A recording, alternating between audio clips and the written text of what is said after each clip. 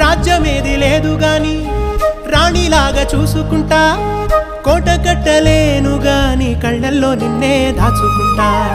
రాత ఎట్లా రాసి ఉన్నా ఆ మార్చి నీతో రాసుకుంటా. స్వర్గమంటూ ఉన్నదంటే అది నీతోనే ప్రతిరోజు పంచుకుంటా.